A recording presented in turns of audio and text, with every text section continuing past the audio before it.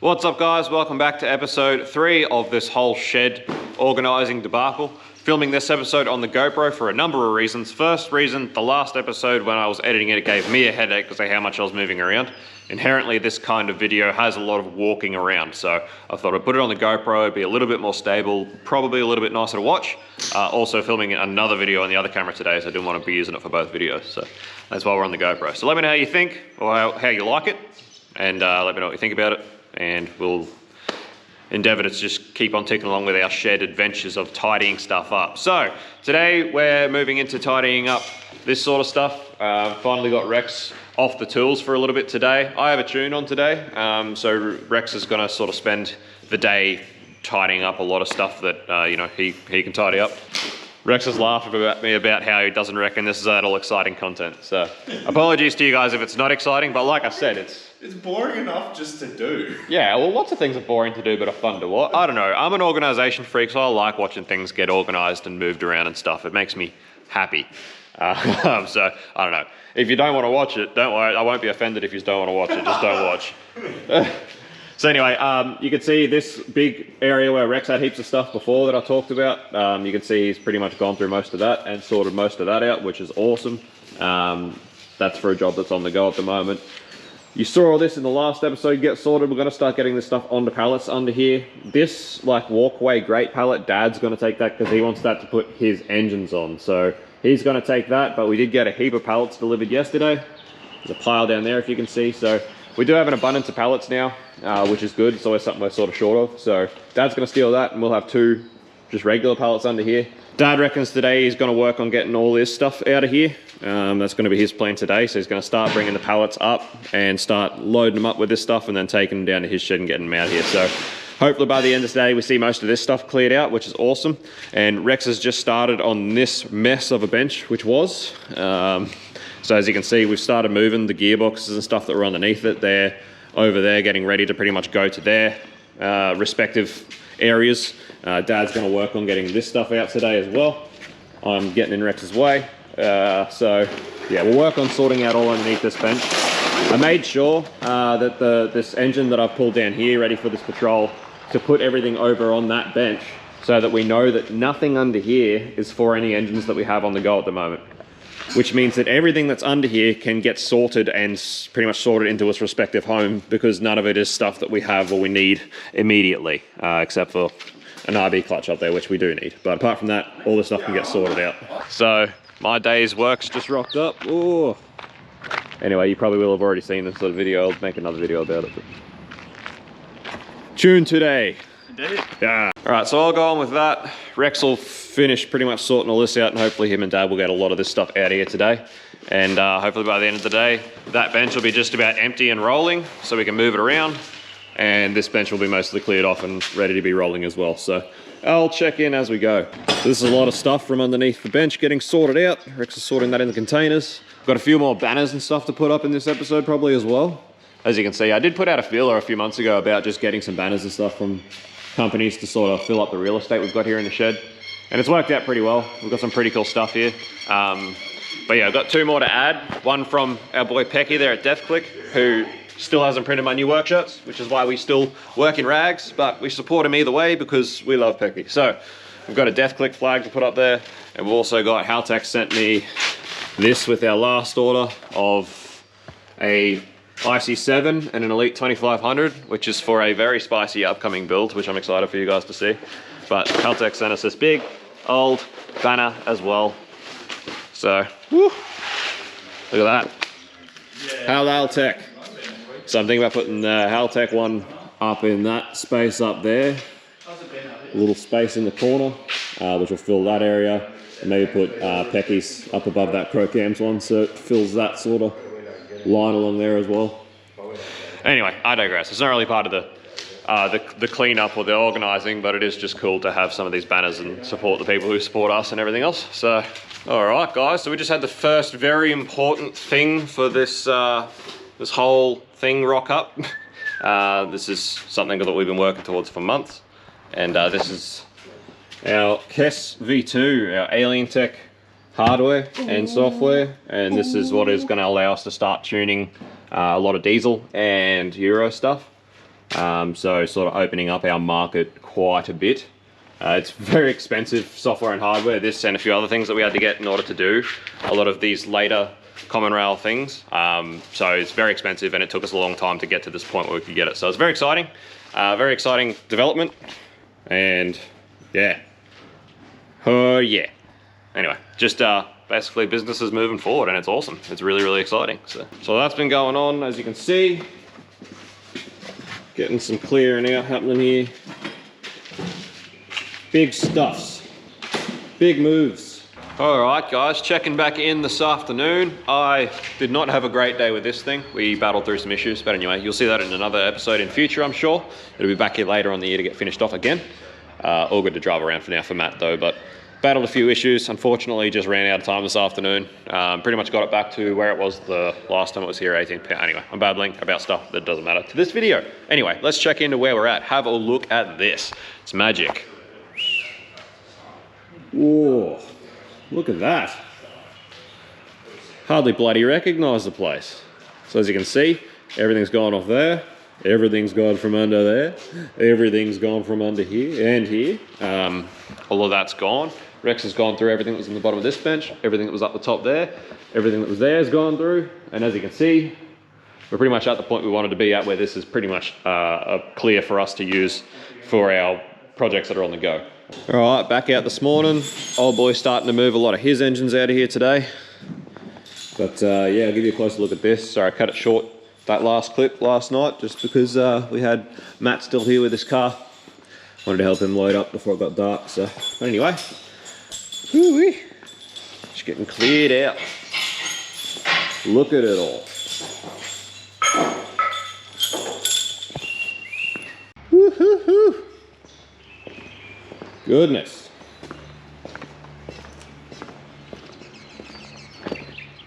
Let it all burn.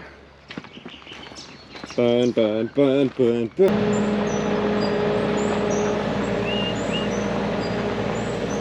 Oh, ticking along with this, guys, smashing along. You wouldn't bloody recognise the place, would you? You wouldn't recognise it. As you can see, the cabinet's gone, so I can build the second lot of shelving over here soon. Probably do that this afternoon. Oh, look at us go. Hey? I've been working over in this nook over here, getting it all tidy, burnt all our cardboard and stuff, got rid of all that, all the rubbish is outside. So the plan is, the sink is going to come over to here, along this wall. Gets it away from there, over to here, a bit more out of the way. Not only that, but as you can see, this area doesn't really drain very well, mostly because of the sink always being used and draining to this area, and also the washing up, which we'll have to move as well. But with the sink over against this wall, we can actually plumb the drain out into the paddock, away from just outside the shed, so we don't end up with like one of those wet cesspools like that's become over there. So gives that, huh? It's a quagmire. A quagmire? That's what it's called. Oh. Like a swampish area. Quagmire. Really? Yes. Did you not know that word? No. I thought you were having a joke. I thought you were having a laugh.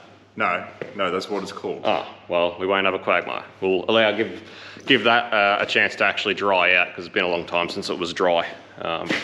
Which, you know, it's not good to have underneath slabs wet like that for that long and stuff like that. So important to move that stuff around. And once upon a time, the sink actually used to be over there. Not against the wall, but it used to be on that side. So there is a conduit that runs along the ground, underground here, which has a hose in it, still there, so that we can just hook that straight up and we have water to this side. Look at that. You weren't kidding. No, see? I know words. So anyway, we're just probably just about ready to move the sink soon, and then we'll start attacking this stuff. Will be next on the list, this area. And that's pretty much getting to the end of it for now. While I was burning all of the cardboard in the incinerator, I was just going through this my trailer, I should say. So whatever Matt didn't take yesterday, I kept the last few things that I wanted to keep, which is just my Sylvia and R31 stuff, which I managed to condense literally to just that. That's it.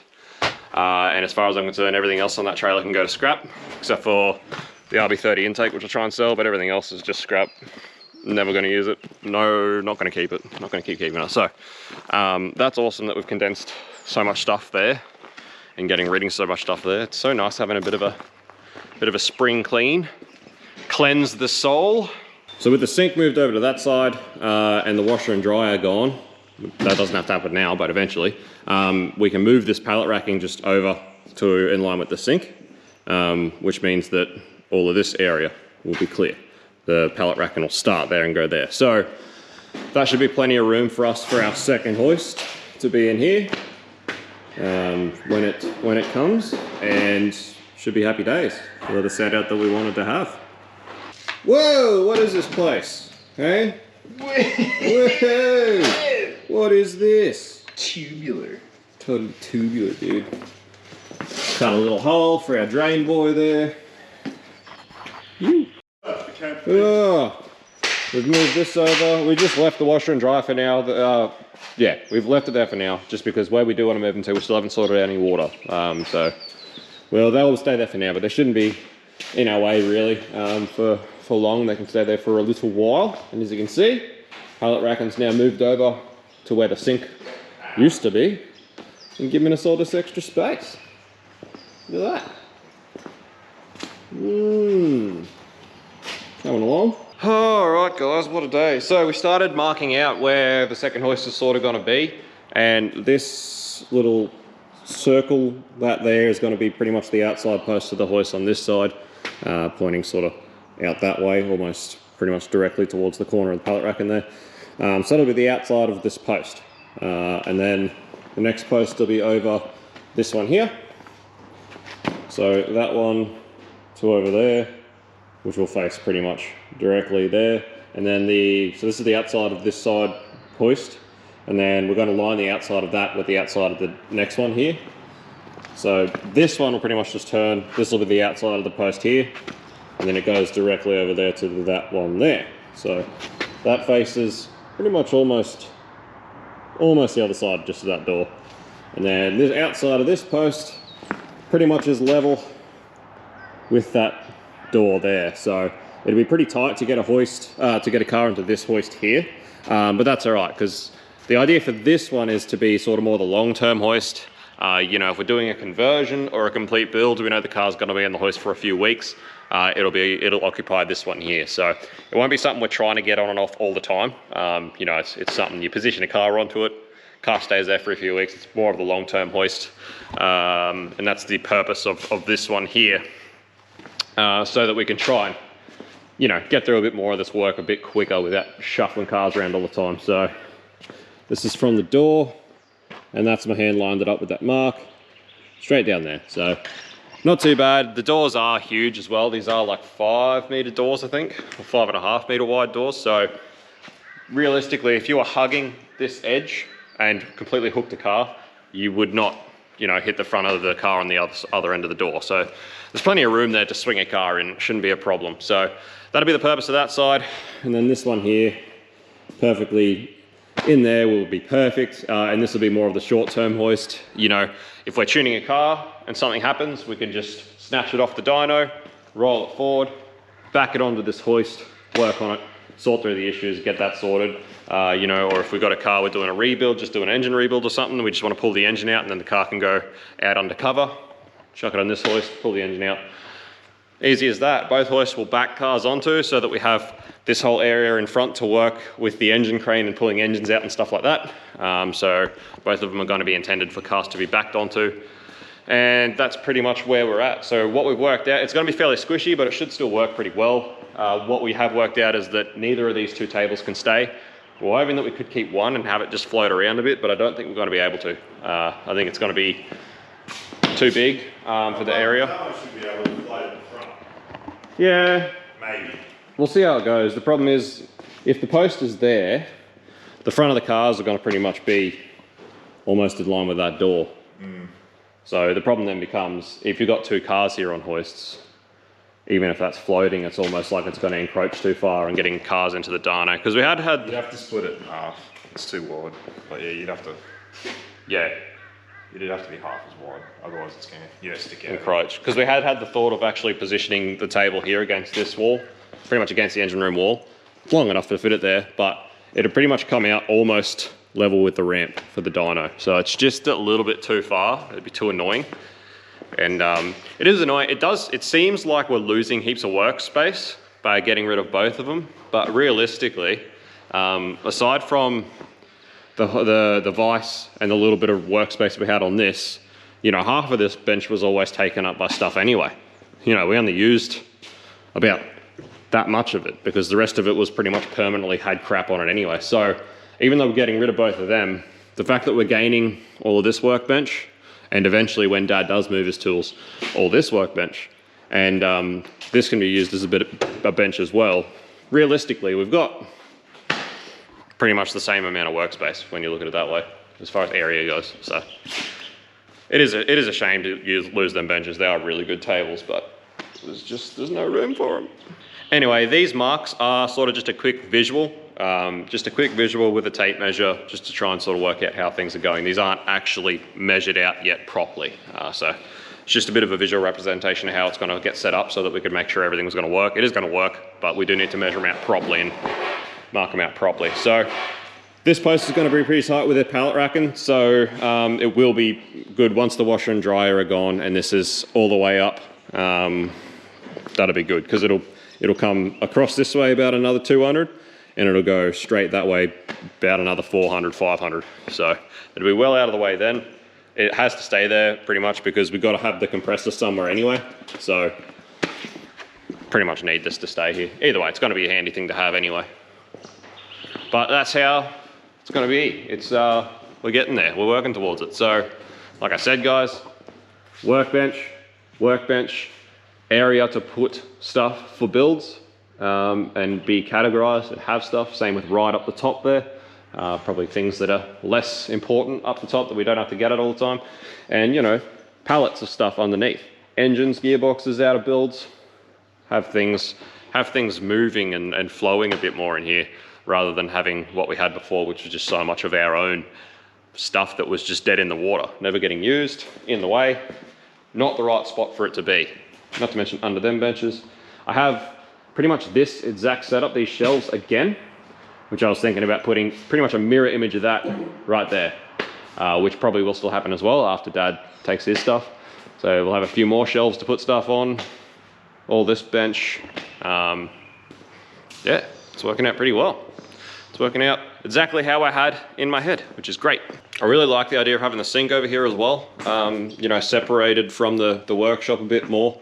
The other thing is, as I explained in the last video, or the last episode of this sort of saga, it's like a wind tunnel through this shed, the way that the wind comes through here. So having the sink right in the way of that wind was actually getting kind of annoying because everything we put up here we'd lose. We'd end up finding it at the other end of the shed because the wind would blow it off and yeah, it'd just be a bloody pain. So having the sink over here is a pretty good idea as well, I think. And yeah, it's all working out pretty well. So it'll be a very different view from here with our dyno, hoist, and a lot just more work stuff going on. One of the last things I really need to do is sort out like an actual office. It's a pain. Anyway, I might maybe one day finish one of the rooms upstairs, or half finish one of the rooms upstairs, so that I've got a bit of an office in here that's not down here and a bit out of the way. Woo-wee. All right, look at it. Haltech's up, looking great. Looks real nice. Also got our death click up here, so Pecky, if you're watching us, can you please print on your work shirts? Please.